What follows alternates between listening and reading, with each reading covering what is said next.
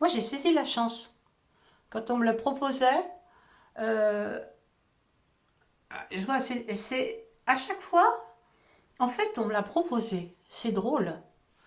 Et, et quand je vois qu'il y avait des gens, ou des hommes, je parlais avec certains qui me disaient, ben tu vois, moi, on m'a proposé d'aller travailler à Los Angeles, mais ma femme ne voulait pas. Mais j'ai eu cette chance, disons, avant d'être mariée, même quand j'étais à Paris au ministère, il y a un poste à Copenhague. Ah ben oui, ben ils sont grands. On me dit toujours que j'ai l'air d'une Suédoise. Ben, je vais aller voir la tête qu'ils ont là-haut. Donc j'ai dit oui, je vais à Copenhague. Mais je suis partie, mais vous pouvez pas savoir, mais à l'inconnue complète. J'avais même pas 21 ans. Mais évidemment, j'allais dans une ambassade. Bon, j'y allais pas à l'inconnu quand même, parce que quand je partais, je faisais le même métier, dans un environnement différent. En fait, c'est tout. Enfin, c'est tout. Non, c'est beaucoup. C'est quand même beaucoup. C'est quand même beaucoup, hein. Mais oui, je sais pas, j'y allais, j'y allais. C'était ma liberté. J'étais vraiment, bon, j'avais un salaire, j'avais tout, quoi. Mais c'était quand même difficile parce que c'est un pays qui est non francophone. Alors, autant vous dire que de parler l'anglais, l'anglais d'école, c'est pas. Hein, voir un film en anglais qui est sous-titré en danois, ben vous ne comprenez pas grand-chose, hein. Et puis après, quand on m'a fait des autres propositions, et c'est là où je dis, il faut parfois aussi saisir la chance. Donc, alors là, vous dites, je le fais ou je le fais pas. Oh ben oui, je vais quand même le faire parce que dans le fond, ça va m'apprendre. Moi, je suis partie, en fait, ça allait m'apprendre quelque chose. Et quand on m'a dit, j'étais en Suède, non, quand j'étais d'abord à Copenhague, on me téléphone de Paris, ben, tu veux pas aller en Suède? Oh, ben, je dis, bon, ben, s'il faut passer du frigo au congélateur, le froid, ça conserve. Bon.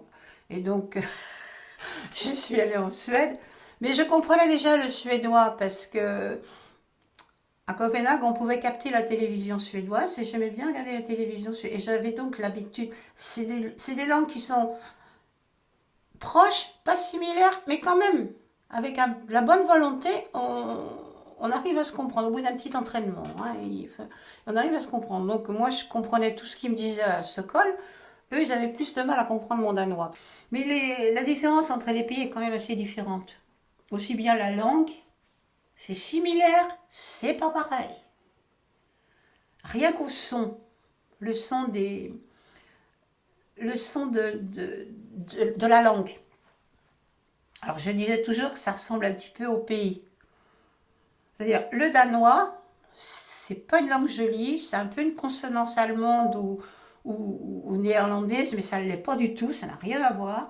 Et puis c'est un peu comme le Danemark, c'est très très plat. Le Danemark, le plus haut sommet, il fait 167 mètres, si je me souviens bien. Et la traduction de son nom en danois, ça veut dire montagne du ciel. Ils ont de l'humour.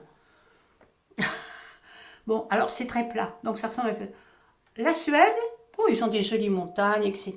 Donc ça chante comme ça, hein, ça chante. C'est plus chantant le suédois. Et le norvégien, nous quand on parle français, quand on termine la phrase, notre ton il baisse, hein. On ferme, on fait un point, on descend.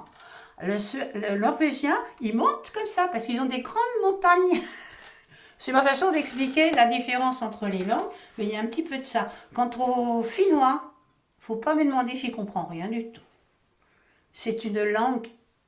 Si je sais dire goula, ça veut dire oui.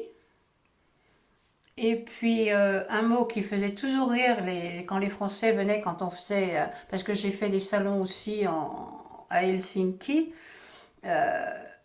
pour dire santé en finnois, on dit kipis. Alors là, les Français s'en souvenaient. Mais le finnois, c'est totalement différent. Moi, j'ai un peu perdu le suédois, franchement. Vous savez ce que je fais, hein? J'ai Netflix à la maison. Je me tape les films en suédois.